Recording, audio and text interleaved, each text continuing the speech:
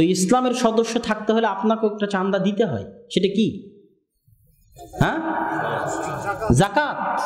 বছরে একবার আপনি যাকাত দিতে বাধ্য। যদি বছরে আপনি একবার যাকাত না দেন আর নিসাব পরিমাণ সম্পদের আপনি মালিক হন, তাহলে ইসলাম নামক সংগঠনে থাকার অধিকার আপনার নাই। আপনি কর্মী থেকে ইসলাম নামক সংগঠনের সদস্য থেকে আউট। কেন? ইসলামের 5টা স্তম্ভের একটা হচ্ছে যাকাত, আপনাকে আনত দিতে হবে। আওয়ামী লীগ বিএনপির যদি প্রশিক্ষণ কর্মশালা থাকে মাসিক সাপ্তাহিক, তো ইসলামেরও আছে।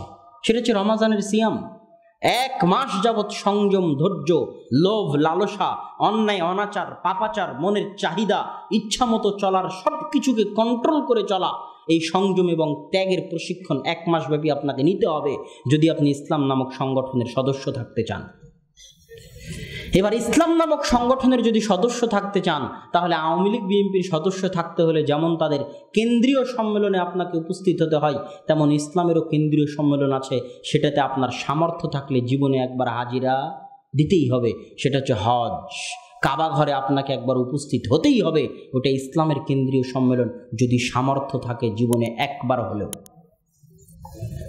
এবার আসি তারপরেরটা।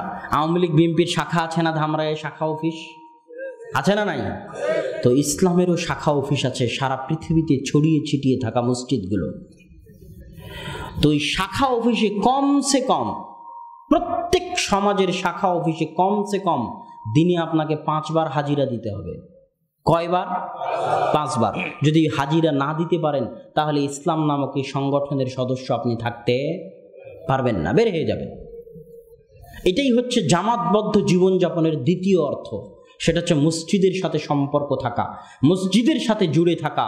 মসজিদই ইসলামের সব কিছু।